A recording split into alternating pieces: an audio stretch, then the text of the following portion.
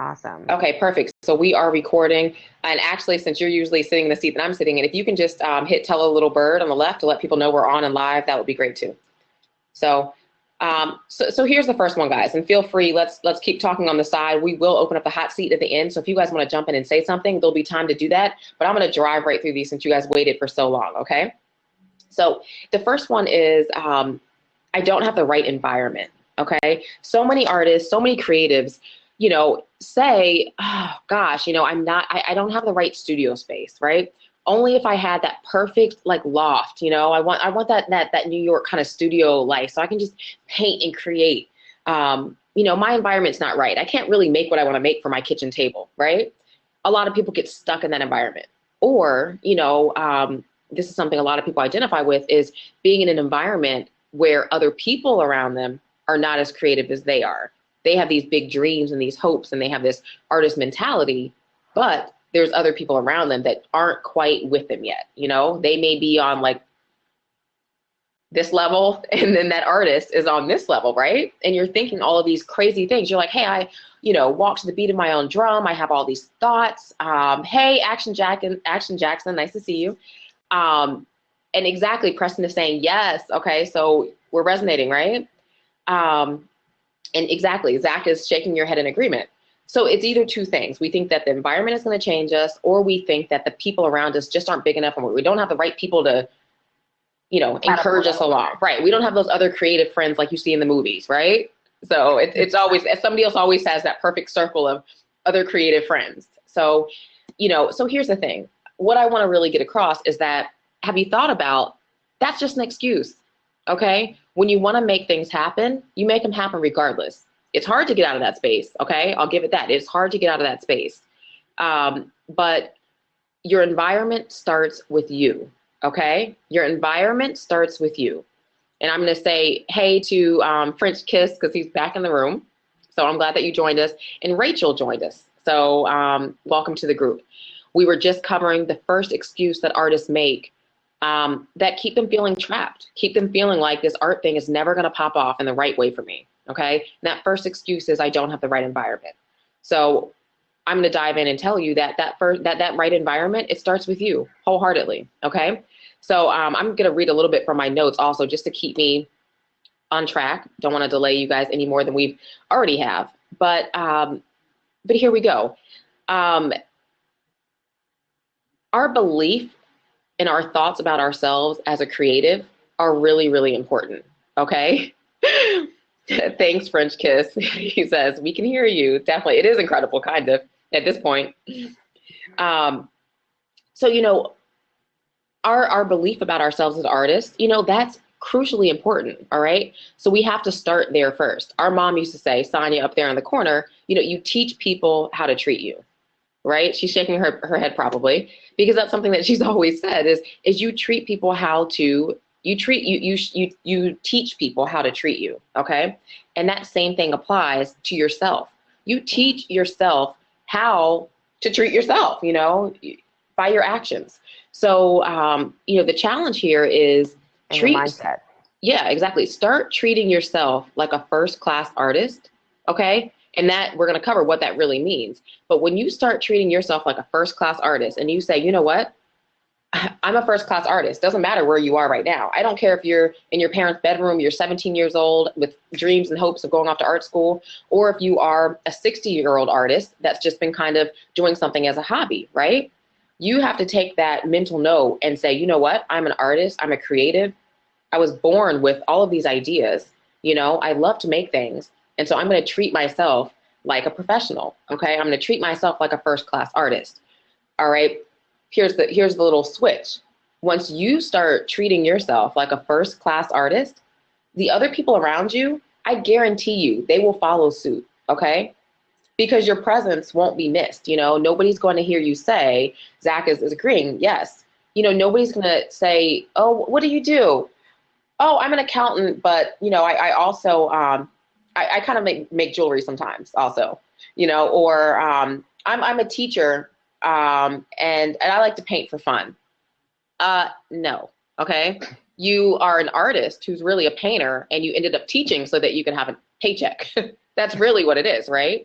or you really would love to make jewelry, but maybe you weren't born right in that time where you were seeing a lot of other people connect those dots and make it happen. And so you've fallen into the profession of accounting, and you can do that to make a consistent living, but you really are a creative and a thinker, and you're a designer.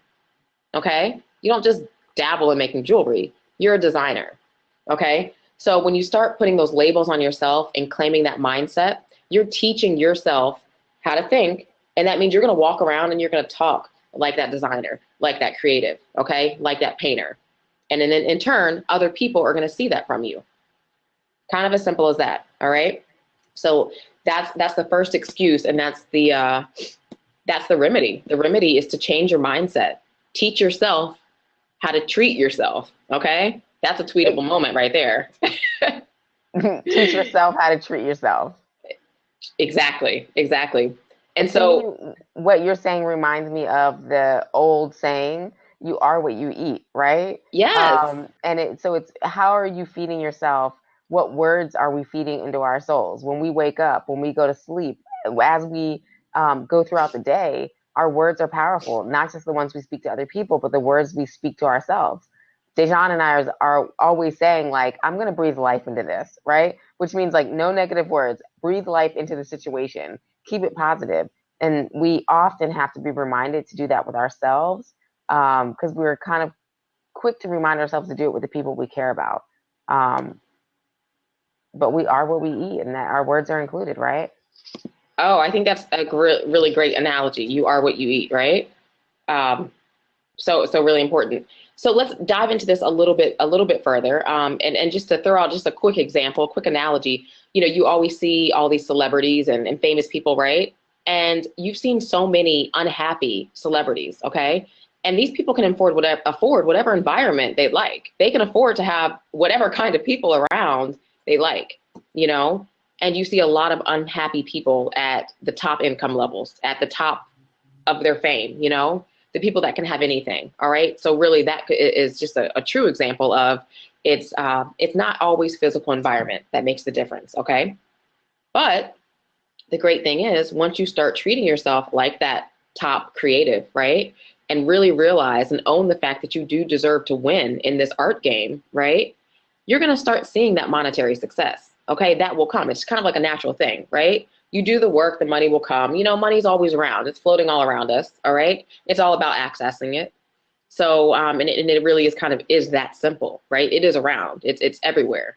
Um, and so, what you'll find is that when you're treating yourself like that top artist, and you are doing your craft or doing what you were supposed to do, what you were born to do, you will sell work. You will have contracts. You will get booked, right?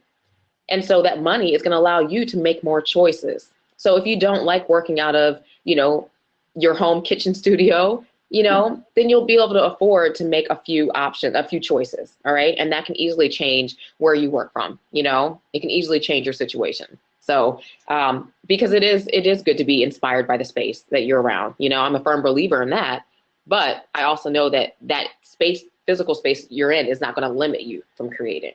Okay. Dejan, I hear Zach on the comment bar just saying that he wanted to remind us of this mindset shift, right? That happened with him when he decided that he was going to make that first step and purchase business cards that really said that he was a comedian. And so no Okay. longer was he that guy that just made coffee. Okay. And then I think that applies to anybody. No longer you just that person that people know or think they know, right? From this thing they've seen you do to make a paycheck. But Right. his mindset started to shift when he was able to put that in print. Something that you'll hear us bringing you as far as Hack Your Hustle is concerned. We're always talking about now, what is it that you're doing online, right? How awesome is it when you can say, check out my YouTube channel? How awesome is it when you can say, go to my blog? How awesome is it when you can say, go to my website? And then people really get to see you come alive there. That's real legit, right? You really have so much power over crafting the way people are able to see you, what you do, Yes. what you have to offer, and then you have an opportunity to really be layered, right? I love that possibility that exists just from us being on an online space. We're pretty passionate about it because there's no way that we could write out how our team even works. Could you imagine that? We're team transformation, a Right. mother-daughter team. I'm an experienced educator, an artist, and a career professional, bringing you the best of. I mean, we couldn't even fit all of that on a business card, but surely when you go out to some of our sites, you get a real idea of who we are, what we sound like, right? And what we Exactly. believe in. So I think that you hit on something, Zach, and we always want to take that like 10 steps higher and say, like, now what do you get to say to people online, I right? love it. Thank you. Great point. Excellent point. Thanks for highlighting that. And as I continue, what I'm going to do and ask of you, Ria, is to keep looking at that sideline comment because I kind of pushed mine away for a second Okay, so I can work with my notes and the screen and see you guys. So cut me off whenever you want me to pause. totally. Um, so let's dive into this environment thing, okay? Let's ask ourselves some of these questions so that we can decide what environment is right for us as an artist, okay?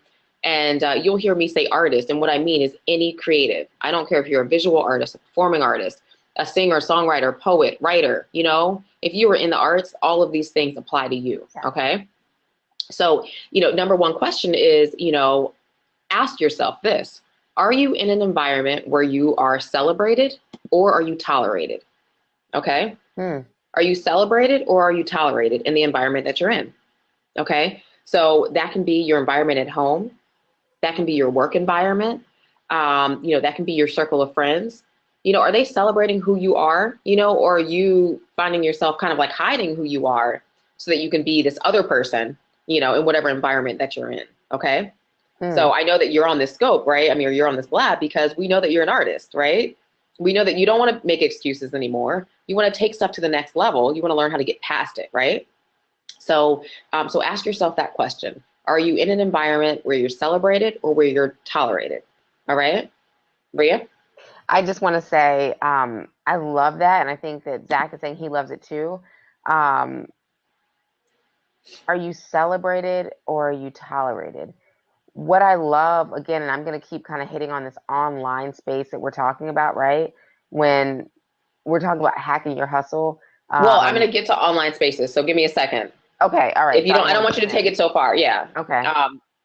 So, you know, we read each other's mind, guys. Okay, we're twins. I already know what she's going to say, like 10 steps ahead. Just like she could read my mind even when I was, not having any audio. Yes. But it's just important to note that, right? Because it can kind of be a game changer. When you're around people that really support your vision and kind of encourage you along the way, that can give you just the boost that you like really need to get out there and feel confident, because I think that's the thing. Confidence is a huge part of this. And so definitely very, very important. Let's see. Next point. If your friends and family like happen to be less than supportive, okay, it might be time for a change. And there's nothing wrong with that. All right. There's absolutely nothing wrong with that. And I'm not talking about a purge of friends or a purge of family. Okay. You're an artist. I have friends of all different walks of life, right? I happen to have a lot of creative friends, but I have a lot of other non-creative friends. All right. So I don't get rid of the ones that just don't want to sit around and discuss, film and different topics and draw and talk about theory and all that all day, right? They're part of my circle. They're part of my group. But what I would say to the person that doesn't have that group of consistent, supportive people around them, go find them. Okay? Go find those people. No matter how small of a place that you live in, that's fine because there's two different options that you have, right? Just buy an RV, problem solved, right? Here you go. Exactly. I love that. Find your tribe. Okay. And so find your tribe. Great one. You can do this online or in person. Okay. So let's talk about in person first, right? In person, in your town, start looking at what organizations exist where you are. Do you have any colleges or universities around you? Most likely they have some type of arts department. Okay. Talk to those professors, just make a phone call, say, hey, what art organizations exist in this area? Museums are a great place to hit up. Okay. What museums in your local area have organizations that you can actually be a part of? They might have like Friends of the blah, blah, blah, blah, blah Museum of Ohio or something, Mm-hmm. That way you can start mingling and being in person and start meeting other people that are not only artists themselves, but just art appreciators, people that like being a part of the art conversation. Okay. Those are great ways that you can do this on the ground. And online, you have a plethora of different options that you can, tap into. Okay. We have meetups. just from like meetup.com. Okay. Those are just regular people, of course, Right. more of a casual setting, meeting up with other people of like-minded interests. Okay. So you can find lots of different artists that may even, you might find, crocheter circles of Minneapolis or whatever it is that your craft is, whatever your deal is, maybe it's stand-up comedians and whatever your art is, you can definitely find a group of people through Meetup that are interested in meeting and just, talking to other creatives. And that's where you can find a lot of support, a lot of like cheerleaders right on your side. Right. And then you can also go to these live streaming platforms like we're on right here, Periscope, Blab.im, right? Google Hangout. These are places where other people are interested in holding conversations with people that they don't know about certain topics, just like we're doing right now. So find your tribe on all of these platforms, right? Mom looks like she wants to say something. So if you do, definitely type it. All right, she says, okay. So don't discount those things. If you don't have something in your physical environment, please search for it online. Okay. That's how you're going to find people that are going to be on your side and help encourage you and, help show you what's out there. Okay. So just decide what's right for your personal style, whether it's in person or online, or maybe like a mixture of both. Right. So we talked about live streaming platforms. Let's move on to the next excuse. I'll let Rhea jump in really quick and just say hey to everybody that joined as I pull up my next set of notes. Yeah, we have Angela that joined, Walter, Zach has been on with us, so I'm just going to say we appreciate you. French kisses. Um, who am I missing? I'm missing a few people who have been on with us, so I mean no slight whatsoever, but just trying to catch the people who are joining the room. You are right on time. It doesn't matter if you have missed our first couple points, you're still on time. So jump right into the conversation with us and feel free to ask any questions on the sidebar or make any comments, but we're really happy to have you. Definitely. Thank you, Rhea. Okay, guys, so let's move on to excuse number 2, okay? Excuse number 2 is, I don't know the right people, okay? A lot of artists say that. Again, it's all about that starting point, or if we've been in that career for a while, maybe you feel like you've run out of the right people, Mm-hmm. maybe you kind of tapped into your contacts and the people that, you just don't know where to start, and how to really make this all work. So here's the thing, that's the excuse. I don't know the right people, but the remedy is, sorry, I'm sure you're talking to somebody on the side. Oh, okay. Got it. Mom will jump back in. I'm sure we lost her for a second. So here's the remedy. The remedy is build the right relationships. Okay. So if you feel like you don't know the right people, build the right relationships. That's key. All right. So let's talk about this whole idea. I was talking about the idea of compression of relationships.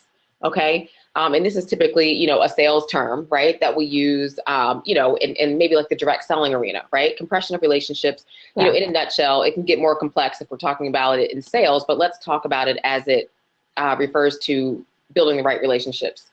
It basically means that, when people lose themselves in a position to basically have monetary gain, the money is going to flow to someone else. Okay. Mm-hmm. So, if there's a lot of these people around, let's just say there's this big pile of money floating in the air. There's all of these artists that are around and they can all collect on it. If a couple of those artists drop dead, the money's still going to float down to somebody, right? But there's just going to be less people in the room, if that makes sense. Sorry, that was a little bit of a morbid example. But, if those people are eliminated, there's still people there to collect that money. It's going to flow somewhere. All right. So again, like I said, it's a little bit more complex in a direct sales world, but here in this realm, it makes perfect sense. Okay, so you're wondering how this applies to you, and basically, really, what you have to understand is that money is being spent on artistic projects. Okay, there's creative commodities all over the place. People are buying. All right, if anybody does not believe that, we can have a different conversation about that later. Okay, but people are buying goods.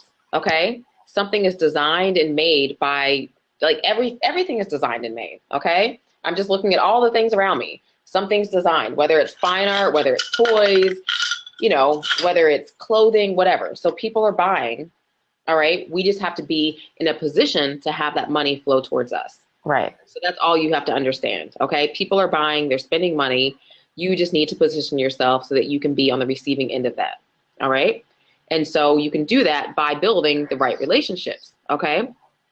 The great thing is when you build the right relationships, or when you actually, not the right relationships, but every time you meet a new person and you're, that is a new relationship, right? You have the opportunity to become that number one creative in their life. All right. I want to make sure everybody got that. Every single person that you meet, you have a golden opportunity to become that number one creative in their life. What do you mean by that? You have an opportunity to become the number one creative in their life. Okay, so here we go.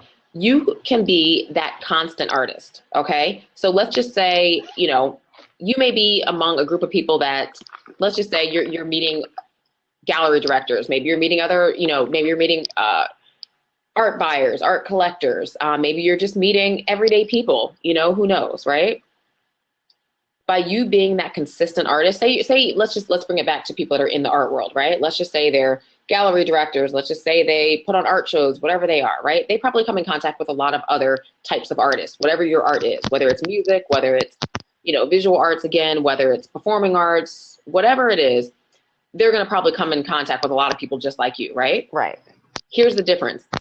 Everybody is not going to do what we talked about in step number 1. Everybody is not going to treat themselves like a top artist, right, a top creative.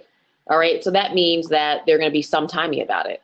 They're not treating it like it's a business. They're treating it kind of like art is a hobby. My craft is a hobby. Okay. Right. So by you making the decision to treat yourself like this top artist, you're going to be super consistent. Okay. And so you're not going to let these people forget that that's who you are. Right. All right. You're not going to let them forget that you've made new music, that you have a new routine, that you're in a new city performing your comedy, that you have a new series of paintings, right? That you have a new book coming out. All right. You're not going to let them forget that. You're not going to be annoying about it, but they're not going to forget. So you're going to make yourself stand out when everybody else is kind of falling by the wayside, right? They've forgotten who they met 2 years ago, but not you. You haven't forgotten. Okay. So here we go. Let's understand. I just want to make sure I'm covering all of this and telling you guys everything I wanted to tell you.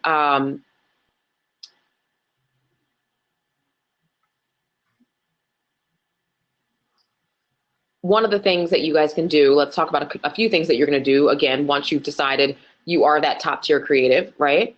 Here's some things that you're going to maybe consider implementing once you decide, again, to treat yourself like a winner. If you're not going to treat yourself like a winner, then tune me out on these steps, okay? Totally.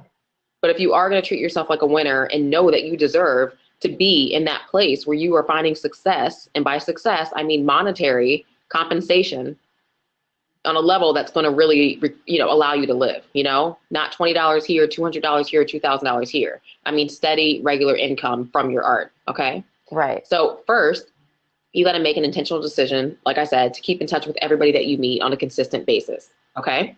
So again, we'll talk about that in the next step. Second, you want to make sure that, that you're talking and meeting new people, because the thing is, people lead you to people who lead you to people who lead you to people that buy. Okay, that's the thing. People lead you to people that lead you to people that lead you to people that buy. All right, so it may not be that first contact, but it may be who they know and then who they know. Okay, yeah. So all of our contacts are super, super crucial to keep up with. All right, and so what you're going to have to recognize so that your communication with these people is actually going to be effective, you have to start realizing what you bring to the table. Okay, so understand your value. And I'm just going to break this down just for people, because maybe you've never thought about it. Some people may be watching this replay or maybe be in this room right now, and you know that you're good at what you do. You recognize that people have told you that they like your craft, but you're not quite sure. You're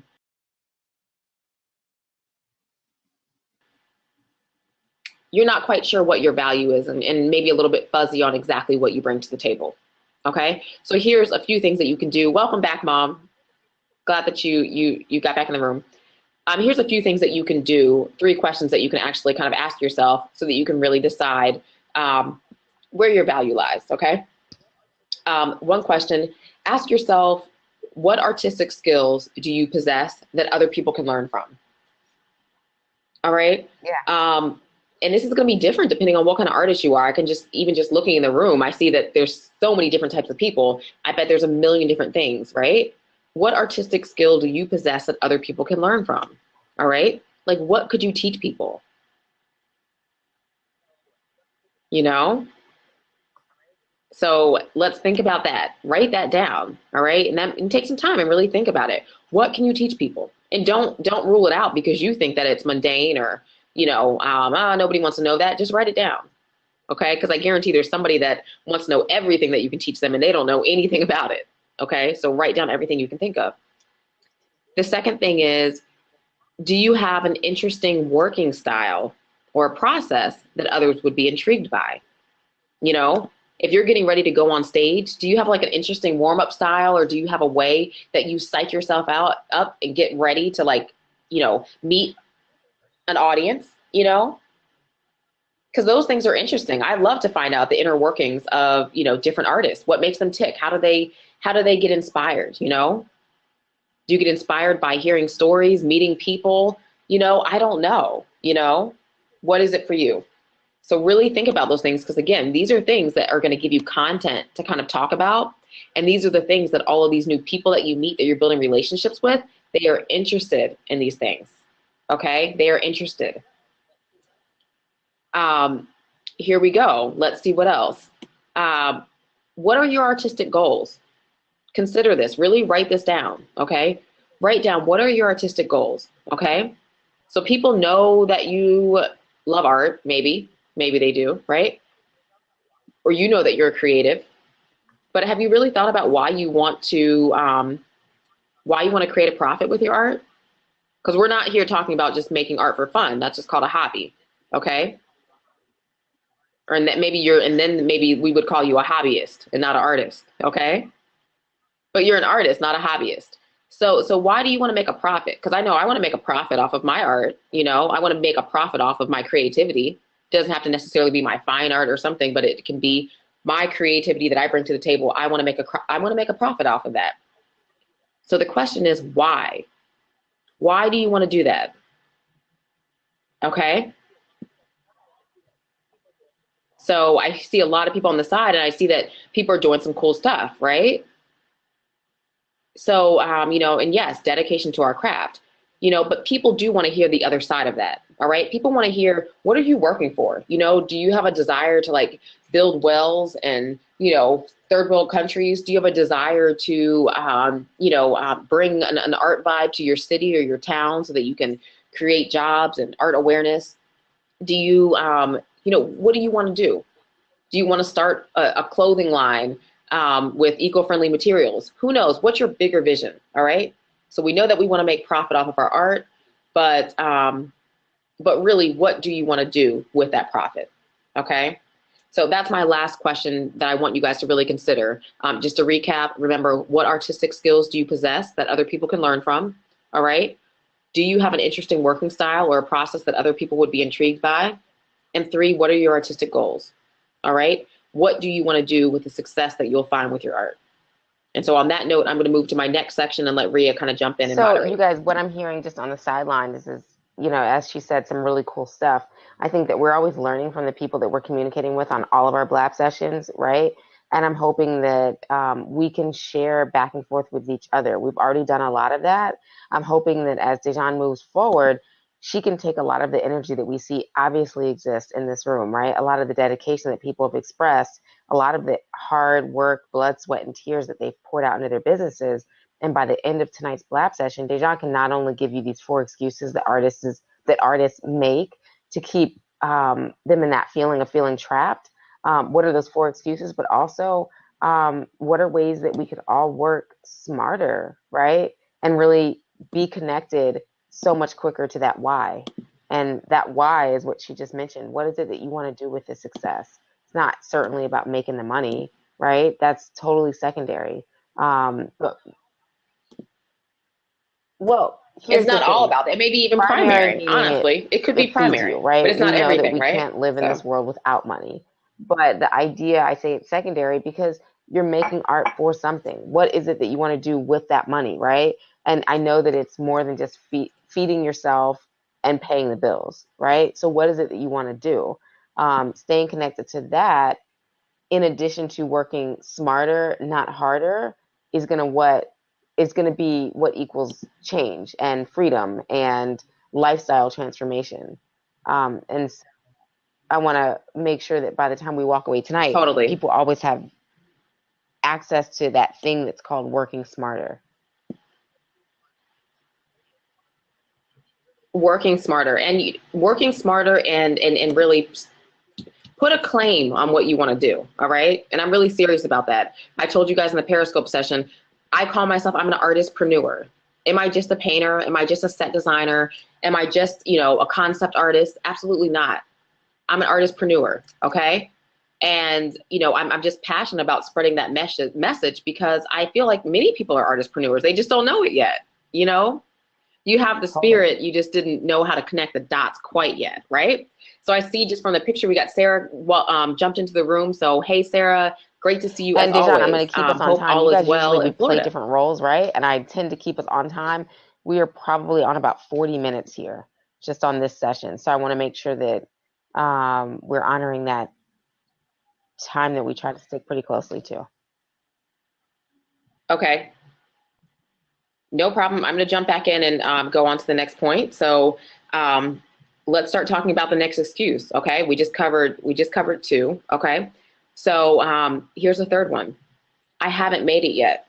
People don't know who I am. All right. How many times have I heard this excuse? Have you guys heard this excuse from other people that are in the game with you? You've heard it, Rhea, right? Oh, nobody knows who I am. How do I get started? Right. I'm just like another artist. And there's a lot of us, guys. There's a lot of us. Thank God, right? What would the world do without as many artists and creatives around? Okay. We'd be suffering. That's the truth. All right. So here's the remedy for that. That's the excuse. And here's the remedy. Brand yourself and build a list. 2 things. Brand yourself and build a list. Super important. Okay. Right. I can't stress this one enough. All right. So I'm going to break that down for you really quick. Everybody wants to be on top of their game, no matter what your niche is. Like I said, I don't care if you're a visual artist, performing artist, singer, songwriter, dancer, writer, poet. You want to be on the top of your game. Okay. And so if you're a serious creative, then I know that it's your desire. If you're serious, I know that it's your desire to make income, and an income that's going to support your artistic goals and your desired lifestyle. I can bet that you don't want to be a creative artist, pump out stuff, sell it, I don't want to live under a tree. I'm just guessing, right? I'm just being real. Right. I mean, unless you're like that off the grid type of person and that's your choice, I love it. If that's really what you want to do. If it's not what you want to do and you want to be able to support, the materials that you're going to need to make the type of art that you want, if you're going to want to, have the monetary gain so that you can live where you want to create. I don't know, maybe you want to be in South Beach making art. Maybe you want to be like our friend that was on our Periscope earlier. He was in St. Lucia, maybe that's where you want to create art. And maybe funny, you want to be up in the woods in Vermont making. Zach said this I don't earlier, know. buy an RV. Maybe that's your dream, right? Is to do something like that.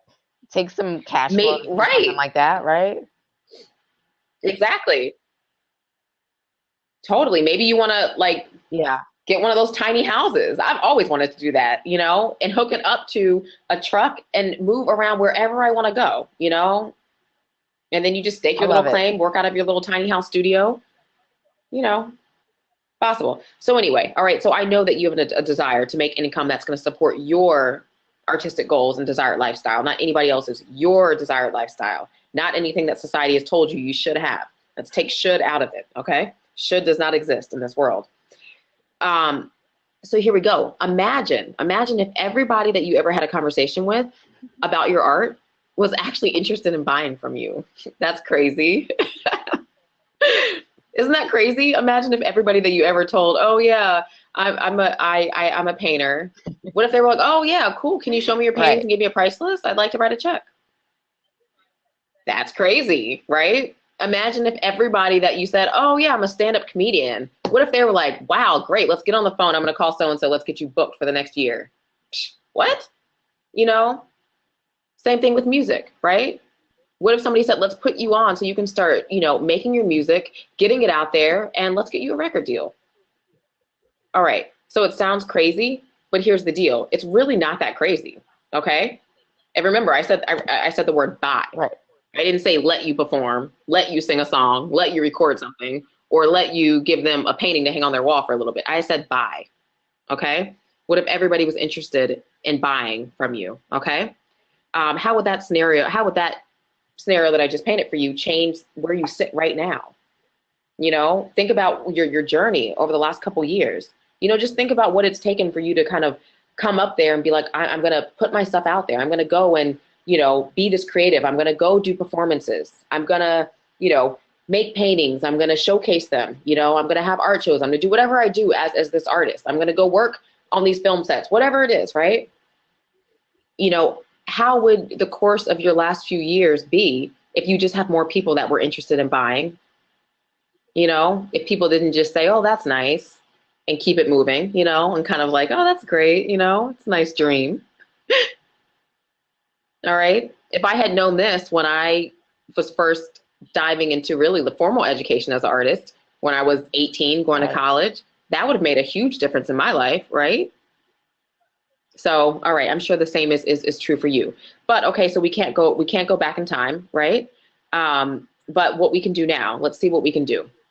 That scenario is actually possible, as crazy as it sounds, okay? From this point on, you actually have the ability to start communicating with people who are actually interested in buying your work or commissioning you or, you know, booking you, okay? You have that possibility right now, okay? And so I know it sounds crazy. I'm making like crazy talk right now, you know, bold statements that people would actually want to buy from you left and right, okay? But it's definitely true. So here's a few things that you need to do. I'm going to bullet this process really quickly. And let's remember that we talked about in step number 1 that we're treating ourselves like a number 1 creative, okay? That number 1 creative means being dedicated to treating yourself like a professional and doing certain steps. Maybe they're not always easy or convenient, and they might be totally different than what you've been brainwashed to believe. Yeah, period. That's what you are, okay? It may not follow any of the rules that people have told you. The same people that have told you what these rules are, those rules didn't work for them, you know, because they're unhappy and probably jobless, you know? So anyway, now I'm really being serious. So here's a few steps that you're really going to need, okay? And this is really what allows you to really break free of physical confinements, you know, and mental confinements, those things that make us feel trapped, okay? And this is what will allow you to say, I am an artistpreneur. You know, I am a freedompreneur. I can do this, okay? So building a list, sending emails, hosting webinars, making some videos, and then taking a break, okay? I'm going to go over those really quickly, okay? Actionable steps. This is what it means. Building a list means that you are creating a list of people who are interested in you, your artwork, or your brand, okay? When we talk about your brand, what we mean is not, Dejan, I'm a painter, you know, your brand is what do you embody? You know, what are the nuances about you? You know, what do you represent? Am I Dejan, you know, the real like homey kind of like honest type of crafter that works with natural materials, and I kind of, you know, vibe out in the woods and nature is my inspiration, you know? If that was me, that would be my brand. People would kind of know that from, you know, my website. They know what the things that I talk about, you know, they recognize that in every facet of who I am, right? So branding yourself is super important, right? And that means that you're able to paint this picture. And I know that all you guys probably already do that really well with everything that you do. You're telling a story basically about yourself. And that's going to exist on your business cards. It's going to kind of exist on your websites, exist on everything that you put out. You're going to embody your brand. So I heard somebody kind of make an example the other day. They were talking about like a Facebook example, and they were saying that, say you're a teacher or somebody, right? And you say, oh, you know, you're a teacher, and that's your brand, education and teaching, and you teach, you know, kindergartners or something, right? And so that's your brand in one area, or that's what you say your brand is. But then, and that's what your business Facebook page says. But then on your personal Facebook page, you're posting things like, oh, it's Monday, I hate kids. That would be a conflict of your brands, right? So you're really going to want to think about, who am I? What do I want to embody? What do I want people to get off of me, right? What's my vibe, basically, you know, and live that in all areas of your life. And it really shouldn't be hard to live because it should be Right. you. It should be honest. This is not contrived. Okay. So that's what building that brand is. Okay. So once you build that brand, you're going to, again, communicate with people who are interested in you, your brand, or your artwork. Okay. And so we always say, of course, starting a blog is an awesome way to do that. All right. Starting a blog is like building another house for yourself. It's a place where your message can live. It's a place where your artwork, snapshots of you can live. It's your voice. Okay. And it's an excellent, excellent way to not only showcase the best of who you are, you know, the awesomeness that you put out there every day, and, you know, all those things that you dream up at night and then you go execute because you are an awesome artist. You're an awesome creative, right? That's seen on your blog. But guess what else is seen? Guess what else people get to tap into when they go and they Your visit voice, your blog? real essence. What? Yeah, they get to tap into your voice and your real essence. But the most awesome thing that they get to kind of tap into, the most awesome thing that they get to tap into, or that you get to tap into, is you like, get to actually collect their name and their email. That is the most valuable thing. That's how you build your list. Exactly. So every time that somebody goes and visits your particular blog and they like what they see because you're offering them value, they're, you know, laughing at your jokes. Because I bet that if you have a blog and you're a stand-up comedian, you are definitely going to have like a little clip and it's going to have a joke on there. You know, like, I can't believe that it wouldn't.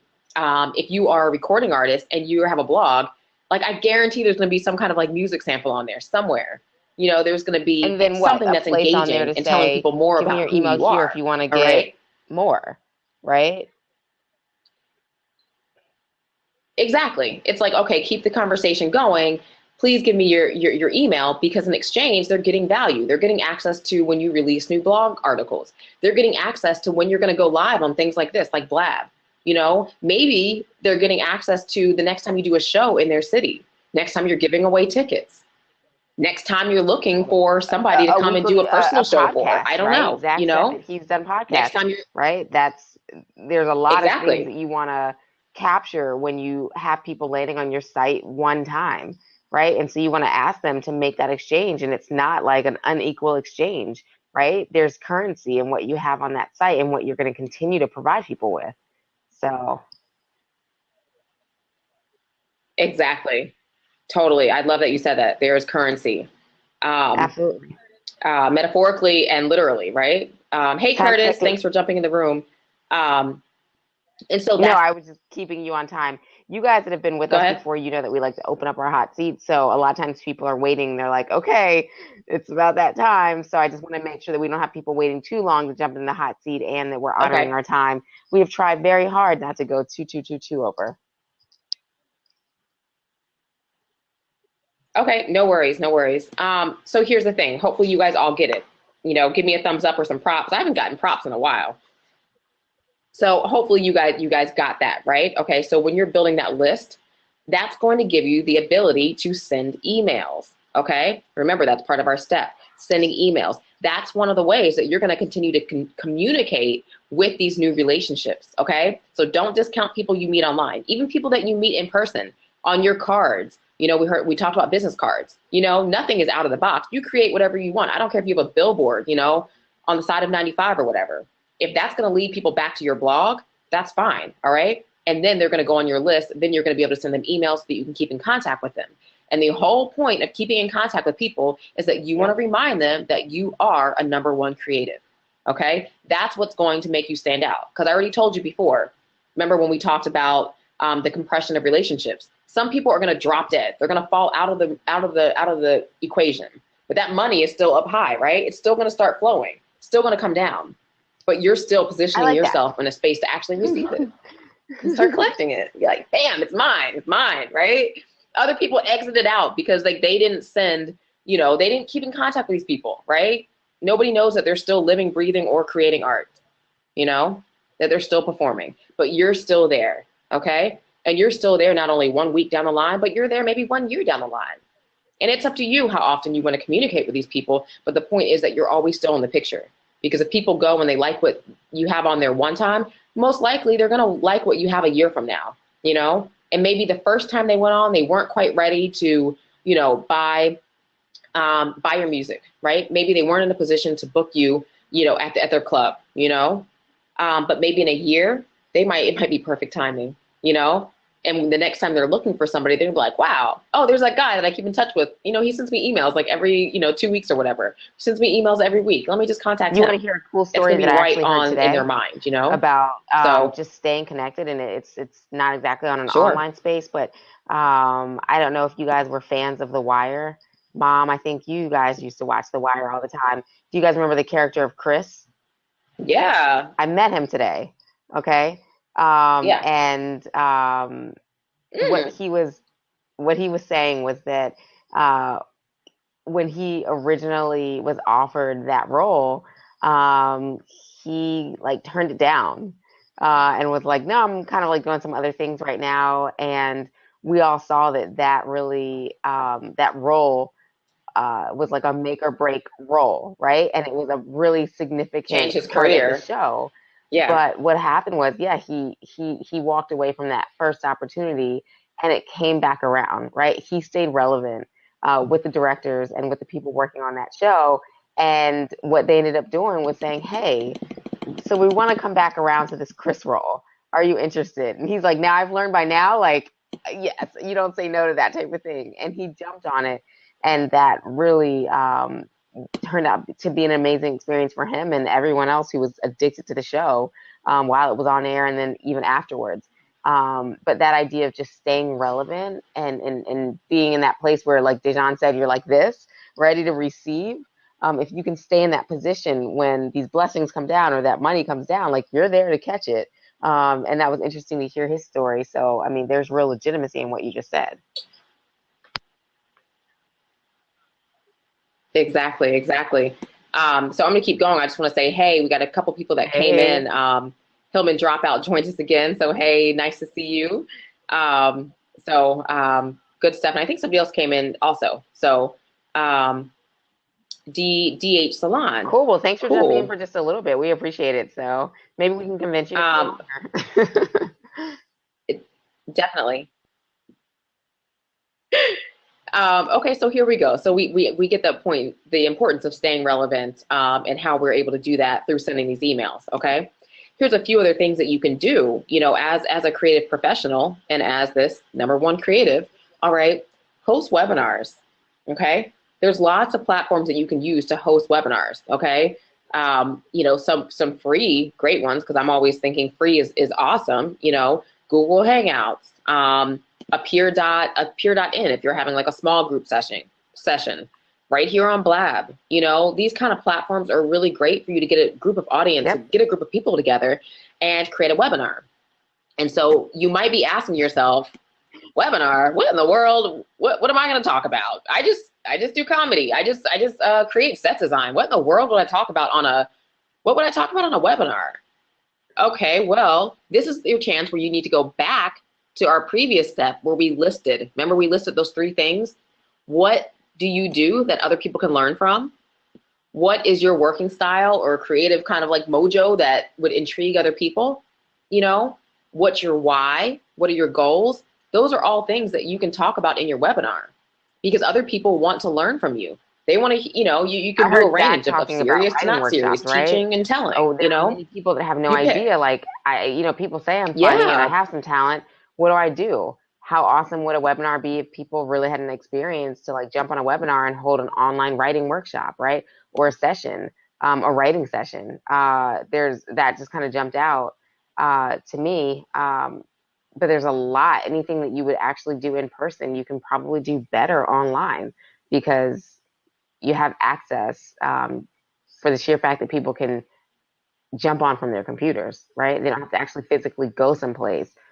They can multitask. exactly. They don't have to find a babysitter. There's all types of things that people can do online that make it possible for them to jump in and join you in a way they couldn't do in person. There you go. Exactly, exactly. So again, we're not saying abandon anything in person. I love being in person. Just do it. Be yourself more abundantly. Do it full force. Okay. So yeah, webinar writing session. Zach has stolen that idea. Awesome. Um, so here we go. Next thing, make some videos. Okay. we live in a day and age that videos are everything, right? You have to make videos. YouTube is the second highest search engine other than Google. Okay. So when people are looking for things, the second place they're going is YouTube. So when you're making videos, exactly, videos are gold. That's how you're resonating with your audience, you're connecting with them. That's how people want to be communicated with. They want to talk to you, see you face to face, see all your isms, whatever it is, they want to see you. All right. So all those same ideas that maybe you could bring to people through a webinar, maybe make that a little bit shorter and bring people short snippets on a video. The purpose of a webinar may be to bring people in on a deeper level and have like a deeper conversation. But when you're making videos, that's a great place to provide content, right? And with that content, you're providing value, things that people want to learn about. But then you're actually driving people back to your blog, okay? So if somebody's looking up great jokes for meeting, great jokes for New Year's Eve or something, right? I don't know why I'm picking on you, Zach. I think because you're really verbal, and so I keep picking on you as a stand-up comedian. But say somebody's looking for, great jokes for New Year's, right? And they find you on YouTube. All right, that's great. You're going to give them a list of like 5 jokes, right? And you're going to tell them how they can set it up and all that kind of stuff, right? That's going to be your video. They're going to be like, ha, ha, ha, that was so funny. I love this guy, Zach. That's awesome, right? And then you're going to tell them, follow the link below and go to my blog, check me out. I'll send you a joke a week, something like that. Great season. So, I could never do that. Now I wish I could do that, Zach. Right? I don't have that type of talent, though. Damn. Well, that could be another really great video for Zach. I love that one. Breaking the ice holiday jokes, right? Everybody's in these situations. And so if they could tap into something like that, that could be awesome. Exactly. And so Mom is typing, drive them back to your blog so that they can subscribe. And when they subscribe, they become a new person that you have a relationship with. They're on your list. Okay. So you guys see how this is all working together. So yeah, so that's what you want to do. Make those videos. And then last but not least, you guys, this is what you have to do. Are you listening? Every artist in the room, take a break. Take a break. Okay. Take a break and go reset. That is extremely important, right? We talked about this a little bit on our last Blab session, I think, or Periscope session. We were talking about, most people work well when they can concentrate and focus in for like 90 minutes at a time. And then you kind of have to go do something else so that you can kind of recharge. But you can't get lost doing that something else. It can't be like a 2 days doing something else, like 30 minutes. But, but seriously, after you've done all of these things, you're going to want to just take a break, reset, get re-inspired, and go back in and do that cycle all over again. Okay. So Rhea, I'm going to let you come in and just kind of read the comments, say hey to everybody. I'm going to move into our last. I think Zach ended it. He said, take a break and find this Blab. Yeah, I love it. I love that. That ending. You guys, I want to say that, when we were talking about just creating video content, Dejan, one of the things I wanted to mention was I don't think that people always understand how quickly that can produce results for them, right? You're not. Hello, no. Look at the Patti LaBelle guys. Did you guys see that? You guys didn't see the guy on YouTube who made a video of himself that went viral, licking his fingers and singing along with about sweet potato pie, about Patti LaBelle's sweet potato pie. Get this. Walmart at one point was selling sweet patty pies. They were selling like a pie every single second until they ran out of sweet potato pies. Okay. This went viral. And it was funny because Patti LaBelle came on, love her, right? She was like, oh, he didn't do it. I did it. It was in my recipe. No, really what happened is he took it viral. That guy sold those pies. Walmart would still have a slew of pies stacked up, ready to go. People are selling them on eBay for like hundreds of dollars. Check it out. Go to eBay tonight, okay? All because of one video. And you never know what is the power of videos, sometimes don't know how people are going to respond, right? But one of the things is, like, they're always worth a try, right? This is not the Blab for that, so I'm not even get into more depth about the videos. But it's totally worth it, and there can, even if your video does not go viral, right? The value that it can add to your site, you'd be surprised what a video can do and how it can take off in just a matter of days and weeks. Come on, yeah. Oh my gosh, yeah, kind of crazy. So I'm gonna, dive right into this last point, guys. Taking a break. No, not taking a break, just pulling up the last thing. So here's the last point. A lot of people say this: I don't know enough. I think we maybe touched on this a little bit earlier, but I don't know enough. All right. You don't know enough about, I think somebody asked the question, did we teach people how to be more business savvy or something? You know, and I think you were saying we were really showing Yeah, people yeah. that there's worlds they could tap into to work smarter and not harder, right? So a lot of people may say, I don't know enough. You know, I don't know enough about supporting myself as a painter. I don't know enough about, studio practices, or, I don't know enough about, contacting an agent and helping, promote myself as a performer, So all these different things that people claim they're just unfamiliar with, right? And I think that's the best word to use. You're just unfamiliar with it, at that time. But the thing is, again, we are treating ourselves like a number one creative. So that means, guess what? Get yourself off the Mm-hmm. couch, go to your computer, and learn. It's as simple as it is. Right. I don't really mean to be funny about it, but we have everything we need right there. It's a decision, So I'm gonna, say that this quote by Jim Rohn, he says, education will make you a living, but self-education will make you a fortune. Okay? Education will make you a living. Self-education will make you a fortune. All right? So dive in there, you have to be responsible. You have to be responsible for your own Totally. education. Totally. All right? That's as simple as it is. And what we've done right now is we have given you, a few tools and things that you can use to start catapulting yourself And you've in this also area reminded to people really of the be that number excuses. one So next creative. time you Okay. hear yourself And using so them, you can be like, oh, that's an excuse, right? So not only have you listed the excuses, but you have definitely given us some right, really great it's not a tools. reason. Exactly, exactly. And what I'm going to do, because, again, you guys, we've been really transparent. What we do is we bring people tools and tips. I'm going to throw out a link right now. If anybody out there is saying, I am a number one creative, I've been singing all my life, I've been drawing all my life, I've been making things, people don't realize my talent, or they, you decided not to really put it out on full blast.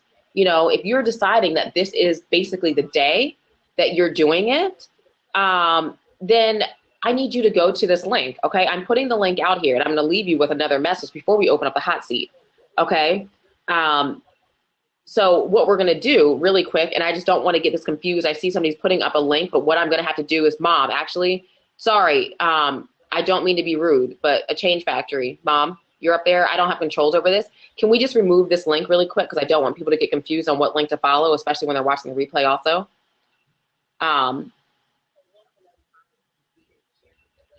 So we'll have another time. We can share a little bit later Yeah, in it's just a fine. second. Sorry, I don't want to. Is that okay, guys? I'm not trying to be rude. I want to make sure that this link is up. Okay. If you are ready to really make this decision, if you are, saying I'm sick of this. Okay. What I invite you to do. Okay. This is artist to artist talking. Is seriously. I had a life altering, you know, medical situation happened a year and a half ago. It flipped my world upside down. Okay. I was always a creative. Like I told you, I don't think I've ever made money not being a creative. But when this entire thing happened in my life, I was not able to do it in the same exact way. Okay. And that's when I stepped in. I met a group of people that were living life so on purpose, it's not even funny. Okay. And that's really the truth of it all. Okay. You've gotten to know us, and you know that we're women of substance. We're women on purpose. And so we believe in putting out good information so people can tap into it. Okay. Thank you for the props, Sarah. I totally appreciate it. Anna Maria.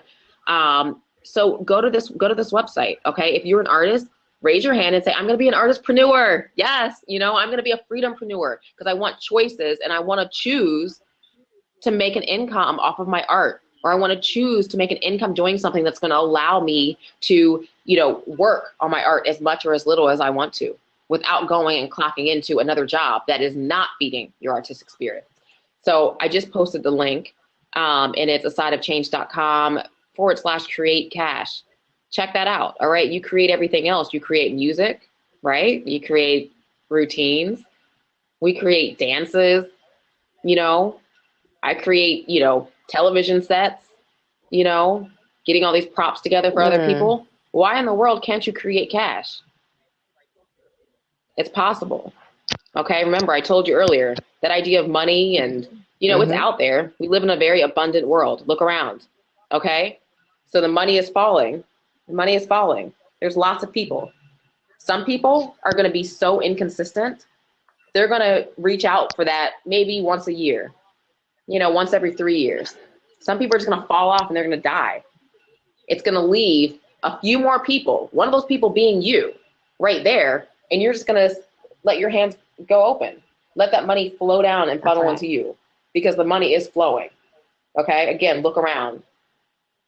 So that's the website, okay? See what you find. You're going to actually, I'll tell you what you'll find at first is a simple question. And then you're going to see, a quick blurb, kind of more about, who we are, our story really quick, and, meet the community. It's kind of an awesome thing. So I'll leave with that. And then I'll just say that, we've talked a lot about all of these tools and these things that you're going to need to do: list building, reaching out through emails, making videos, having webinars, all that kind of stuff. That's not to take you away from being an artist, right? That's to help you be that artist times 1,000, opening you up to new, it's to help you expand your world, open up to more people so that you can start building more relationships even quicker, okay? So the point is, what you have to realize is that artists can be online networkers, that's kind of how you can look at yourself, because a lot of this is online. That's a way to work smarter, right? That's why we're all on our computers right now. So artist, I can be a potter, but I can still be an online networker, because I'm going to use the internet extensively to lead me to places where my ideal environment is. All right? I'm just using the internet as another tool. So think about it like that. So I'll let Rhea close us out and open up the hot seat.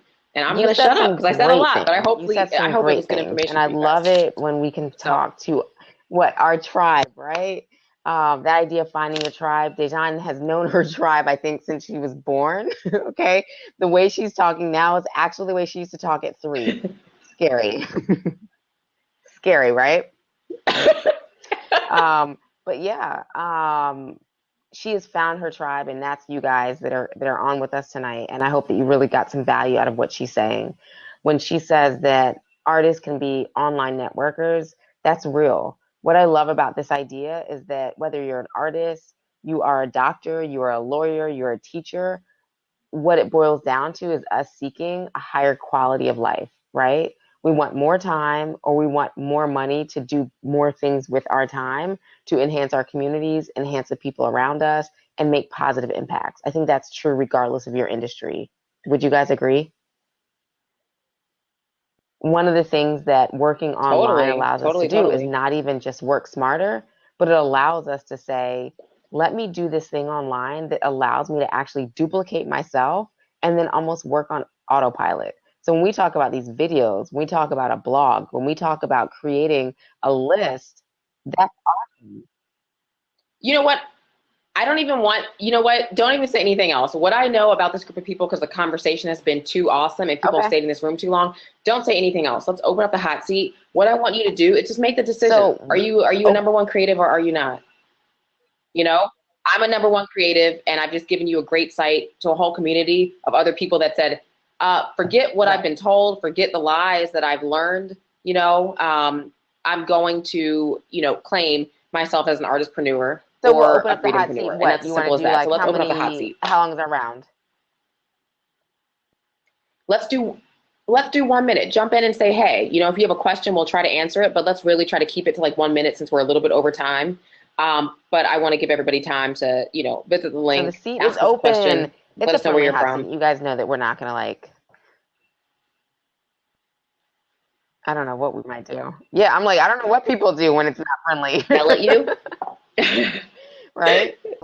They've actually watched a lot of Blabs, but they haven't actually jumped on live, right? Yeah. So this might be a first for some people. So if it is your first, we'd be happy to be your first. Jump on. No pressure, seriously. It's just a place to engage, and some people want to jump on right away. Some people are jumping on within the first 5 minutes of us getting on, right? Yeah, totally. So it's fine. Oh, great. Awesome. Hey. How are you? I'm good. I just wanted to say, normally when I'm on Blab, I'm usually like working on something and it's kind of like playing in the background.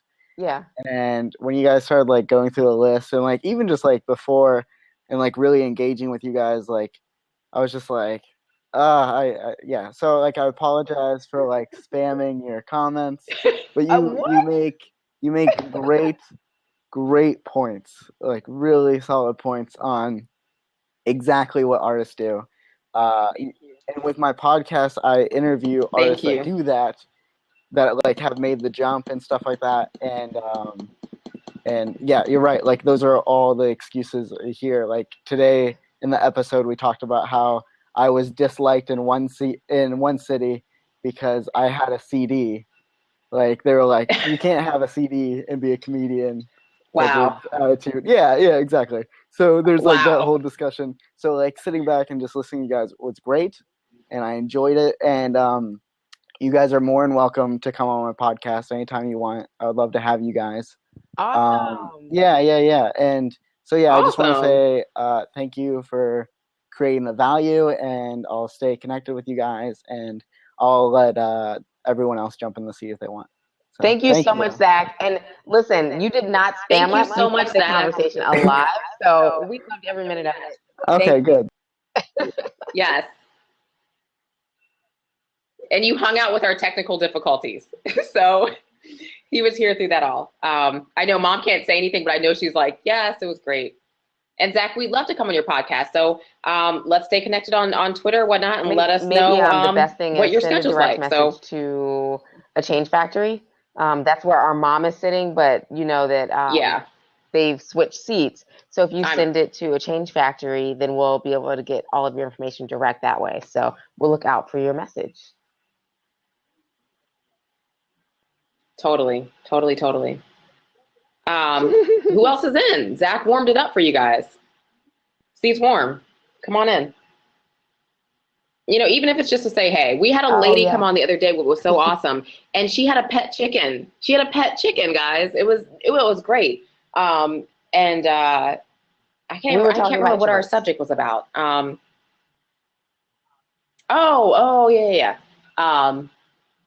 It was awesome though. And she jumped on and said, hey, and she is like, oh my God, I had to stay on. And she was feeding her chickens. It was like she was holding it like a little kitten or something. It's really cute. You can still find that, Blab. No problem, Zach. We can do a countdown. You know, if anybody else wants to jump back in, it's yours. I don't want to have that like awkward altar call, but why don't we do a 10-second countdown? Let's throw up the props for 10 seconds. Anybody that wants, we got somebody, see? Hey, Walter. Hello. Yay. How are you? Oh, yes, and they need to put their link back up, so sorry. I was writing an article a long time ago, about last year, on LinkedIn about how there's an opportunity now for people in the general public to see artists' work like they've never seen it before, because up until recently, till we had the digital age, artists' work were like filtered by the museum curators and gallery owners and stuff like that. But now you can see artists' work in entirety as much as the artist puts up. Yeah. And then I looked at it again because I don't know if you know Francis Bacon, the artist. And one of his triptychs was sold. Definitely. Of, Freud, the painter. The triptych was sold for 142 million at auction. And just now, and the guy's dead for a while now. Wow. Just now they're putting out a book showing a lot of his works that no one has ever seen yet. So here's a guy that someone in the world has valued at 142 million just for 3 pieces of work. And we're just seeing a lot of his work because they're making a catalog of it. But if you want to see my stuff, for example, I get 320,000 images on my art site. Mm-hmm. There's 40 something years of my work that you can't see yet, that I never put up, no one has ever seen, from 1958 to 2000. But start looking at the 320,000 first. In the meantime, I'm uploading 200,000 images. Wow. You know, you can look at that too, because I put new stuff up every day. and then you might have at least a glimpse of what it is that I have. So, which link? Totally, and put that link back up, I gave you please. a link to an article. You posted it. That was different, which says, believe it or not, that I'm the richest man in the world ever. And why I think that is because I got this little Chinese saying here. Watch. It says, from the Chinese fortune cookie. I love it.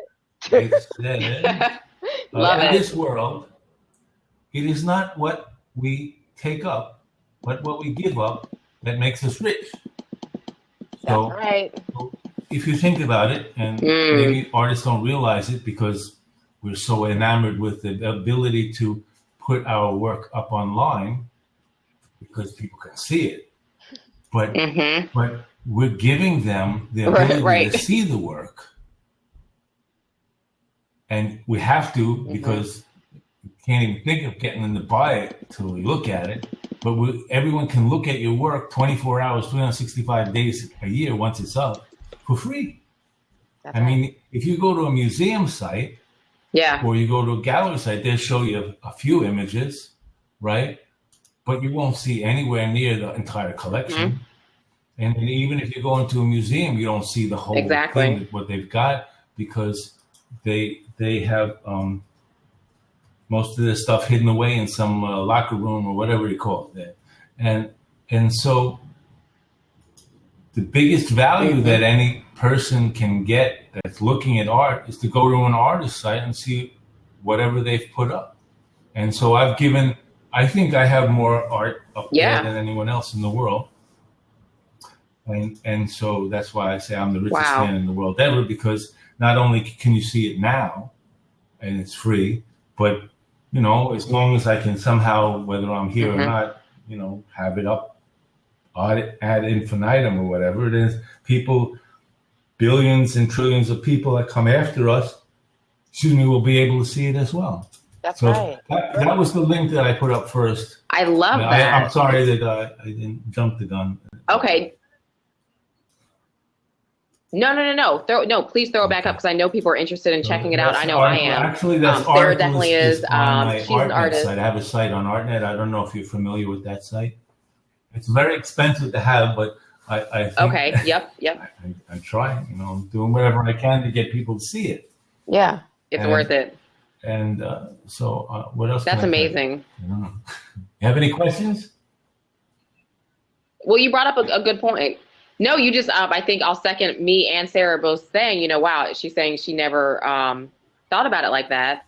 And it is so true. It's like we're in this new frontier kind of thing, right? So you're right. People can see works from however many years ago that weren't accessible to us. Now we have the internet. And like you said, it's going to be up there forever, you know, and you can see it in such, right. But it's for the public. In its entirety. We so I think understand it as like artists, but it's for the public to get the picture. And that you know, they're still being fed from the museums and the people that write about art, about Francis Bacon. Now, I don't want to take any away from Francis Bacon, right?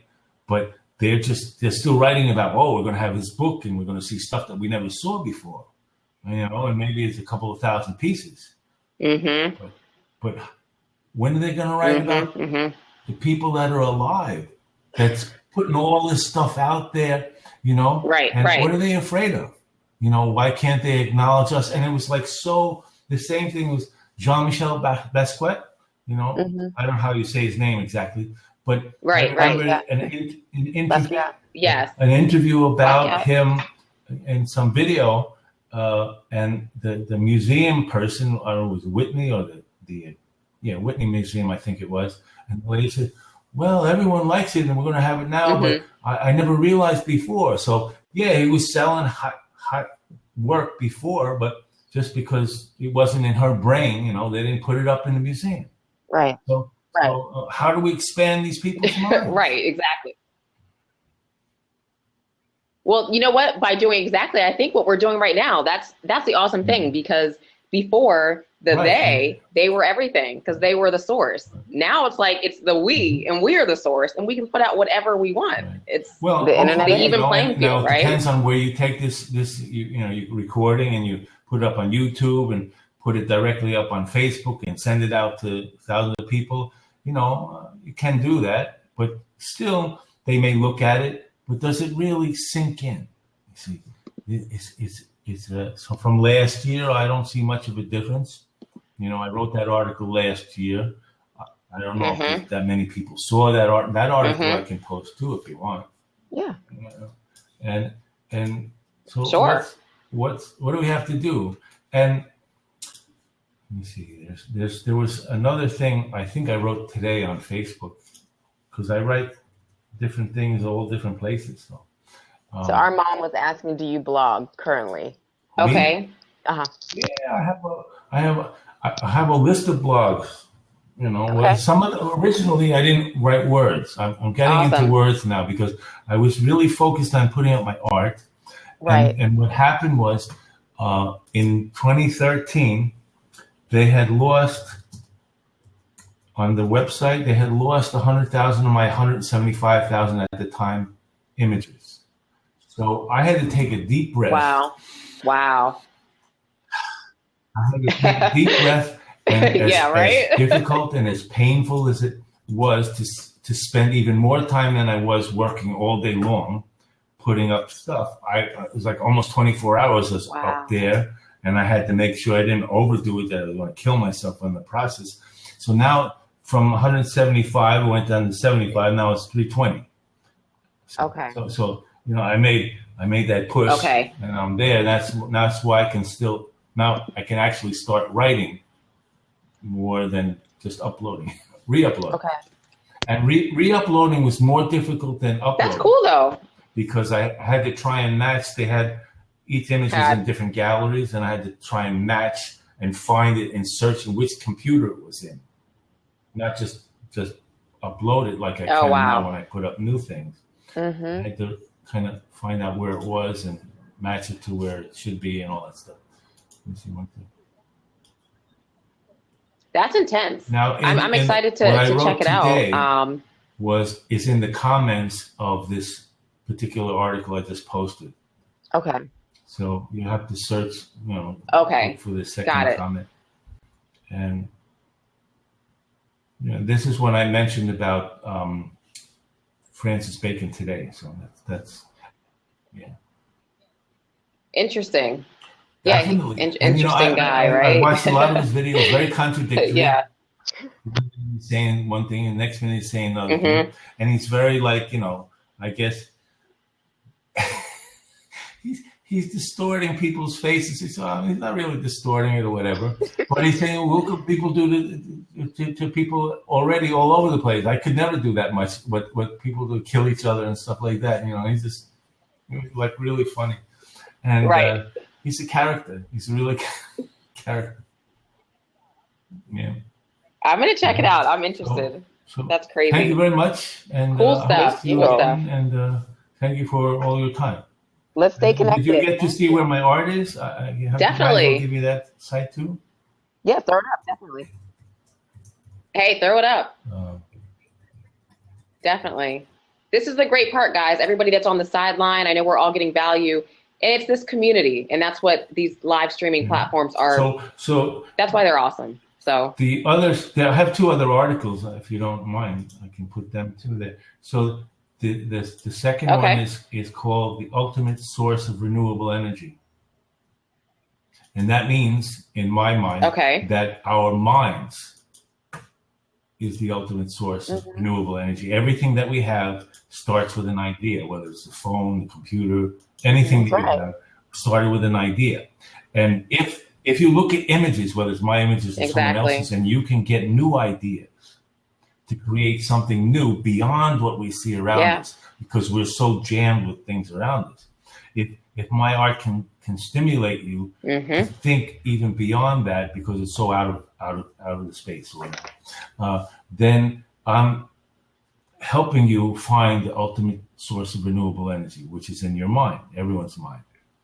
Okay, and the next thing is the greatest idea in the world. I think that's what it's called. See, the most. This one is called the most powerful idea in the world. Right. So most powerful idea in the world. That makes complete sense, and it is truth. Well, the thing is that many of the richest people in the world, whether it was John D. Rockefeller or Carnegie or Vanderbilt, they made their money in different fields, and then they donated to people. And through this foundation and that foundation, maybe it trickled down to a few people here and there. But I'm giving whatever I have to anyone who can access the internet. Anyone. So I'm giving everything to everyone.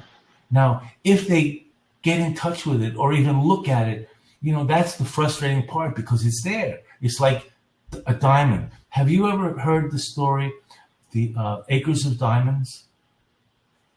Okay, you have to listen to this too. It's not mine, but this is a well-known, long time ago story, which is about some farmer that, just to make it short, but you can listen to it in its entirety.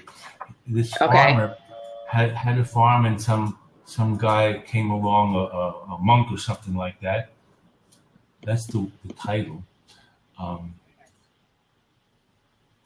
Okay.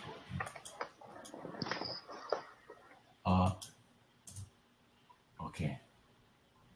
He came along, the monk, and told him about diamonds, and the guy had never heard about diamonds, so he couldn't sleep that night. So he asked the guy, "Where am I going to find the diamonds?" And the guy says, "Well, on the little river, the banks of the river where there's sand." So he sold his farm, went, took all the money, and looked all over the world, could never find the diamond.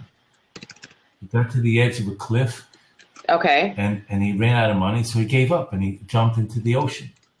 But meanwhile, back at the farm that he had sold, the farmer was, giving the animals some water by the little creek that was in the back, and he saw something shiny in this big rock.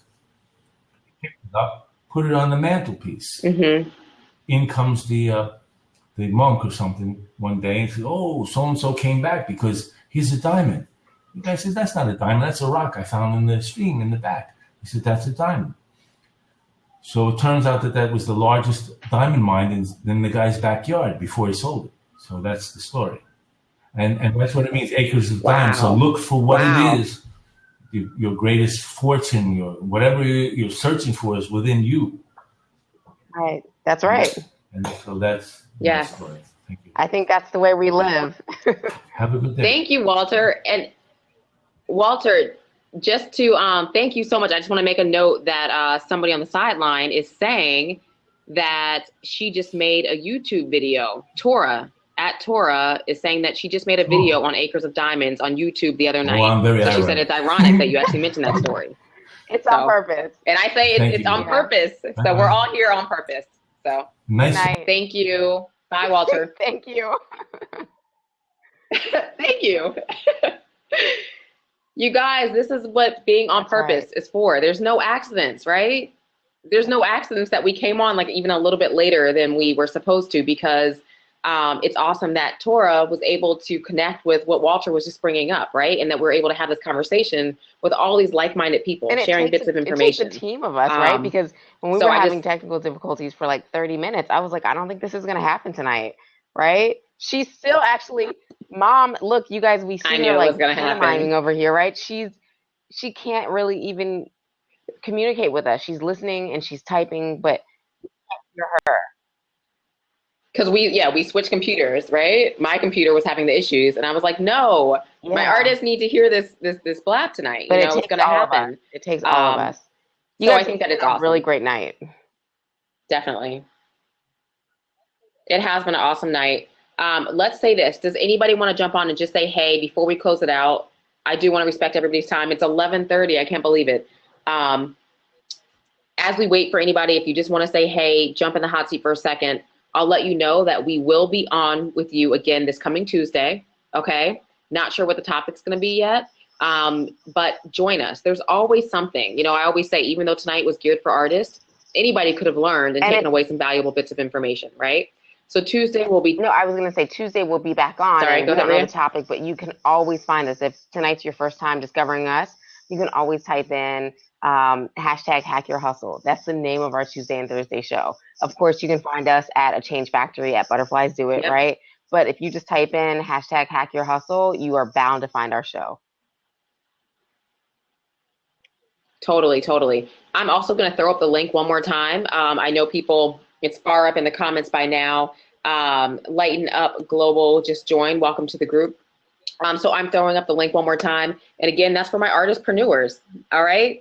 Let's unite. We're doing fabulous things with our minds. And like Walter reminded us, the greatest resource that we have is right here. It's all inside of us. All right. So look inside of us. We weren't born with these ideas and this visions for nothing.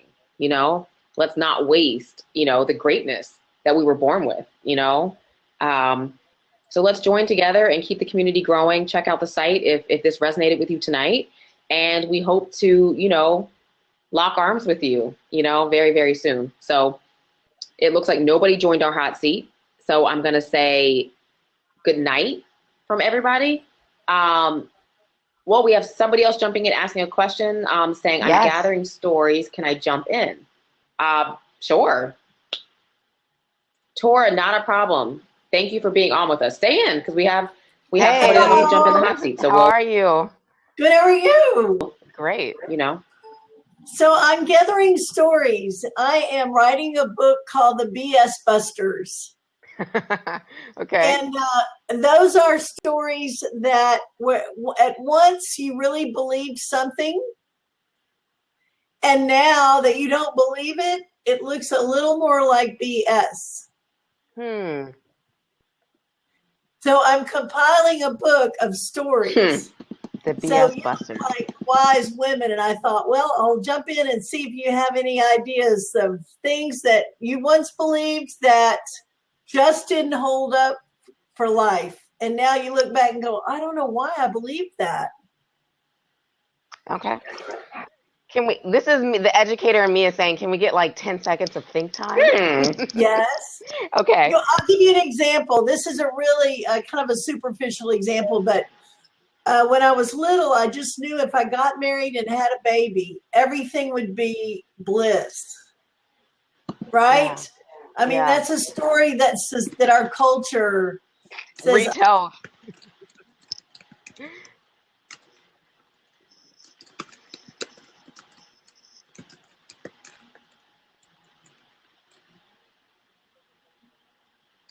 On me too. I didn't know if it was my computer. I think Lighten Up Global froze for a second on my end.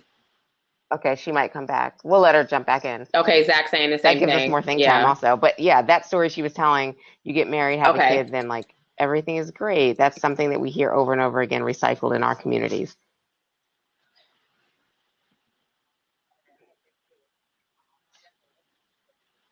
All right, I'm going to think too. I can definitely list some things, I think. Yeah.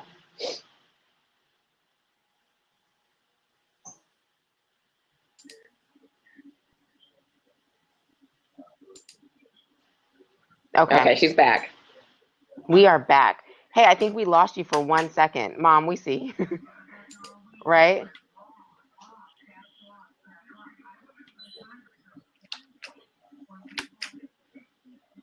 Yeah. So Mom is saying, Lighten Up Global, can you hear us right now? I want to make sure that she's able to hear us. I don't think so. Let me ask a question on the side, then we'll read Mom's comments. And if not, we could type on answers also too, to make sure she can collect our story.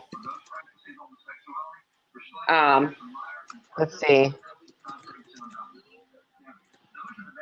And okay, so I'm just telling her that we can see you, but not now. Nowhere.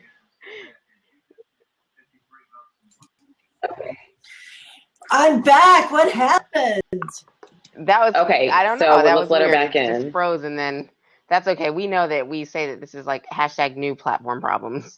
Yeah, right. Exactly. Well, I like what Butterflies Dole said. I once believed I had to work my corporate 9-to-5 job forever, knowing that it was not my passion. That's a painful belief. Some people, I'm a coach, I'm a muse. And a lot of She people, they begin to realize that, but it's so painful to stay and so scary to make a move forward. Right? totally. Uh, she's and you know what? She's having, just to catch you up. She's having audio issues. So this is our mom, I and so totally understand. yeah, so she can't hear you, And but we talk for her she all can the hear you. time She can't anyway. speak. So, right, this is just what we do Totally, anyway. exactly. So We did the teacher and you come up with right. a good idea? So yeah, not a good Yeah, place. you know what I think? I once believed that hard work and dedication on a job would always get you noticed. Like it would always pay off. And I think what I learned along the way is that it that there's no guarantee that that's always going to pay off. You know, that's not always going to get you the promotion. It's not going to always get you a thank you. It's not going to always get you noticed. It's always going to make you tired though. And you might actually be fulfilled after giving that hard work and being dedicated, but it's not going to always get you those things that we may have once believed, right? The promotion, the bonus, the recognition. Mm-mm. Yeah, me too. And then when something political just like That's true. clips you at the feet, when you've been doing everything you can to be so respectful and Yes. so ah, Yes. terrible. Yes. Yes. Well, I'm writing my book, and I would love for you all to write Totally. a little I story love for that. me. If I put All right, my email address over here, would you send me an email with your little story? Absolutely. I'm gonna put my email. For sure. For sure. Please. I'm Okay. I'm going to add mine, guys. I just thought of it, which I think is okay. Sparkercan@gmail.com. Awesome. Then I'll We will write you yeah, for sure as it and compiles, give and you a I can keep story. you posted. I'll say from, absolutely. Okay. please do, please do. I would say from an artist perspective, I would say place. As an artist who deals with environment and place, that's a big subject for me, right? So I think I always believed, probably from a little kid, that the place you're in would make you happy, a physical location, you know? So as a kid, I always said, oh, if I could just see palm trees where I live, like that's going to make me happy, you know? Rhea always said, oh, I just want to be in the city, right? And so after moving to places, she's in New York City, I live by the beach, you realize, and maybe this is age also, that it's not place, you know? That could be BS sometimes. You could be unhappy in the greatest place on earth, right? And so kind of maybe even what Walter was saying, happiness is a state of mind. It lives within you. It's in your heart. So that physical place doesn't make you happy. That thing, that huge house, that great car, you know, that fantastic wardrobe, that physical location of place is not what makes you total happy. BS. That is BS. Well, and the thing is, I was in a beautiful resort. It's like my favorite place in the whole world, Kahala in Oahu. Okay. And so there's like dolphins are jumping and the birds are flying, and okay, all the people awesome. around the pool brought their boredom with them. It's like there's a man watching his phone and the woman's reading a book, and I'm like going, wow, all these people and nobody's in the pool. Like right. nobody. We take ourselves with us wherever we go. Right. Yeah. So even if you're in a new place, you know, you still have yourself to deal with when you get there. That's right. That's right. True. Yeah, no, I have a question. Do you believe that people I love have that one. places where they need to be their most fulfilled? Yes.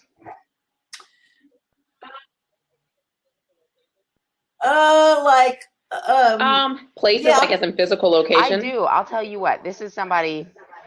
You know, when you ask that question, I immediately think about things like seasonal depression or seasonal anxiety, just seasonal disorders, right? And so I'm someone, I live in New York City, and I have a real aversion to cold weather. And it's something that, you know, when you bring up that question, it makes me think about like, where are you when you are your healthiest, right? Where are you when you are really living like your best life, in spirit and in the flesh. And so I do think that sometimes when you're in in the environment where you really like can survive or thrive the best, I think that that does matter. It doesn't mean that you can't make it through in other settings, right? But I think that when you can be in that place where you're like, this is where I need to be, your production value and level goes like, it just, you spring So up. how do you do it? How do you do in the cold weather? I don't love it, but I told myself always the only city that I would sacrifice my love for warmth is New York City because I think it's magical still in the wintertime. So I guess that kind of makes it like, gives it some balance. Um, but it's funny, just I think about myself in the summertime, I spring up, you know what I mean? And I don't know if that's my season. And I do think that people have spaces and seasons that are just for them or that make them really do their best. That's just my opinion. These ladies don't have to agree with me. They often don't. Yeah, well, I love the ocean. Love the waves I and the agree with ocean you. and the wind, but I can't live there because we don't live there. But I do make it a point to get there a couple of times a year. I really need to be by the ocean a couple of times a year. I feel you. So 100%. I do go. That's us. Me too. Me too. And I want to bring up Zach, let it know. Actually, Zach and Sarah. So I want to read the side comments. Oh wait, no, hold on. Everybody's chiming in. So let me go through this and read this. Okay. So Zach says that he once believed people would message me out of the blue and give me creative jobs. It took me a long time to realize they don't even know who I am. LOL. Why would I think that? Good point, right? Not after this Blab session, he won't. Right? Right. Lots of ways to let people know who you are. And that's the truth. Things don't fall I do this most right? interesting work, and I help women find out what lights them up. And yeah, a lot of times we think we know, but when you're like, I'll take my glasses off, but when they'll say, well, blah, blah, blah, blah, blah, blah, blah. You go, what do you do? They go, blah, blah, blah, blah, blah, blah, blah. And then you'll say, well, if you could do anything, what would you do? And they go, well, like their face changes, their body language, their motion picks up, and you can feel the vitality increase. But they'll go, but I can't do that. So I just go back to blah, blah, blah, blah, blah. Right. And so is this your mother up here? Yeah. Exactly. She's hilarious. She is enjoying that. She's going, I get it. You have to wave your hand. Yes. Wave your hand. I love her. But because I think she's been in that space, that we never had to be personal. there. Like she's as been in that little space kids, before. She's like, you can do whatever you want to do. Just really think about it, create a plan of action, and do it. Don't ever grow up and just feel stuck, because you don't have to do anything. You don't have to feel stuck, and you don't have to wake up and do something you don't like to do every day. So I think that she totally relates to what you're saying. Well, she did say you have to do something, but she said you didn't have to do something. Well, she said you have to do something, but you don't have to just do. And I'm working mostly with women 15 years old and older. And a lot of them have even forgotten. They're like, they don't remember what thrills them, really. They've been in service to others for so long that they don't even, they've lost track of what just brings this bliss to their soul. And so, yeah, it's really wonderful to do that. Wow. But, and often they aren't even looking for it. They've just sort of grown accustomed to this sort of blaish kind of, okay, everything's all right. The kids are healthy. The food's made and the house is clean and blah, blah, blah. So I don't get into that at all. I want to thrive. I want to be alive. I want to do everything, and I don't want to waste a day. But it's what? It's easy to get lost. We get that though from your I love spirit. I can tell that in 2 seconds. It is. You are not that person. No, I'm not that person. No, but my girlfriend Right. goes, I wish You're I not could be just like living, you. you're not And I'm just like, existing. well, I spent a lot of dollars and a lot of miles of travel to find it. Yeah. Because it doesn't come easy. You have to go look and you have to go find it. So it takes work. Yeah. You have to go look. So that's, I love I that. know. And I'm getting somebody down here who's tap, tap, So many tapping on people that are little thing. I'm commenting. like, go, whoever that is. I love you. Oh. Yes.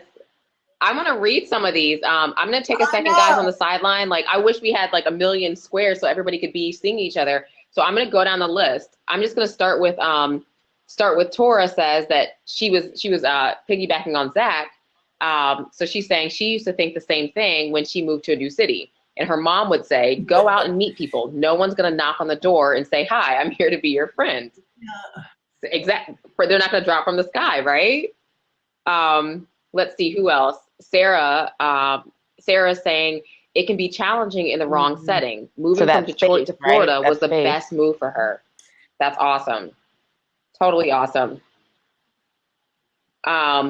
Let's see, Zach says, right. Going on tour taught me a lot about this topic. How being in Nebraska, I am just some guy. Oh, got it. Being in Nebraska, you're just some guy, but being on the road, he's a stand-up comedian. That's awesome. That taught you a lot. Who else? Who else said something, guys? Motivating Mind says, I'm working on a film project. More people here. back in Atlanta. Where is here? Is that Atlanta? Yep, in Atlanta. And then back to Arizona. Well, and Set's done for the day. I'll just offer you a little bit of I'm working on a film project Zach. here. Cool. So you're in Atlanta. You're doing this film project. It's fun. While you're in a new place, follow your curiosity all the way down the road to something brand new. Because you're in a new space, in a totally new place. So like maybe you could like take an improv class or do something that you have the time to do that you would not do in your normal setting because you live out your normal setting. Yeah. Because it looks like he's having fun in Atlanta, so good for him. Right. That's awesome. I know, and it's all good. Motivating Minds and Zach. Okay, so they're talking. Totally cool. That's what this Blab is about, right? People meeting people, having conversations. So I'm glad that everybody's, engaging. And I think that's great advice, right? Do something new. I always say that being in Motivating Minds, we'll have to talk, but being a person who's made my living in film and television, everybody knows I always have a suitcase packed. So hopping from different city to city, I'll just show up and I'll be like, all right, well, I'm going to find what there is to do. And that's what you have to do. Just jump into new things, right? You never know who you're going to meet. You never know what you're going to learn. And you really never know why God put you in that situation in the first place. There's probably a reason while you're in that setting. So if you don't explore. So where are you? Are you in New York too? Mm-hmm. I'm not. I'm actually home for the holidays now. So like me and my mom over here at Change Factory, we're in the same house finally. Well, but usually I'm in Savannah, Georgia. That's my home base. My little mission is to affect 25,000 women's lives for living brighter, lighter lives. So it's wonderful to meet amazing women. It was wonderful to meet you. Wonderful. Thank you. So my website. It really is. I'll put it over here. It's lightenupglobal.com. And a Georgia connection. Okay. So come connect and we can stay in touch. Okay. And I'm going to be putting out some things like the BS Buster books, and then also ideas for the best holidays. But you look set. You look like you're going to have a good time together. I can tell that. Are you going to be? I'm jealous because I'm not coming their way for another couple days. Will. You guys. I just have to watch them, and then I'll see them on Tuesday. Well. Yes, you guys make sure you're following us on Periscope and whatnot. We'll be streaming a lot together. So in your Periscope or whatever.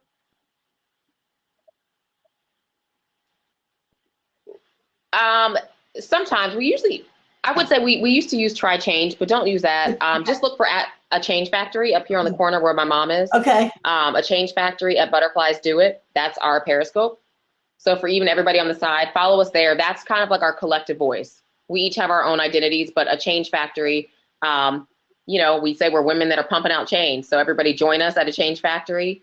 And that's our collective voice. So you'll see us all broadcasting from our different cities. Well, maybe one time when I'm together, coming to a city, you'll be there. We can do a workshop together.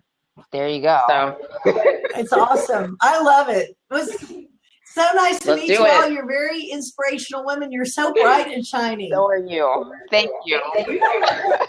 I'll see you soon. Yes. You are. Round of applause. Bye. Good night. Thank you. Yes. You guys, that was awesome. That was really great. And I can just see from the side, like everybody's chiming in. Motivating Minds is like, cool conversation, guys. Yes, we have to try to chat sometime, of course. This is really, really cool. So thank you guys for, thank you, Zach, saying we gave out great content tonight. And yeah, we'd love to be on your podcast. Sarah, thank you for showing up and being here. Definitely been thinking about you. You've been on our mind, so let's definitely connect.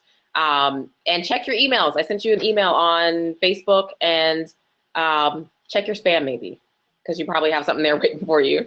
So guys, we're going to close out on that great note, right? Lighten Up Global closes out on a positive note, you know? So let's go out there and be great at whatever your calling is. It's something, you know? So stay encouraged. Join us next Tuesday for another Hack Your Hustle session. And in the meantime, you can follow us at Butterflies Do It. Mom, raise your hand. Mom, yes. Yeah, follow us at Butterflies Do It. You'll see us doing some crazy things over the holidays. And our little sister just made it home from college today. So it's about to be kind of ridiculously fun, crazy. Lots of good stuff going on. But Thanks, Sarah. You know, we'll mix in a little bit of business at the same time. So thanks, Sarah. We definitely appreciate it. So guys, good night. If you're just jumping into the Blab, sorry that we missed you. Good night. Watch the replay. It was a great time.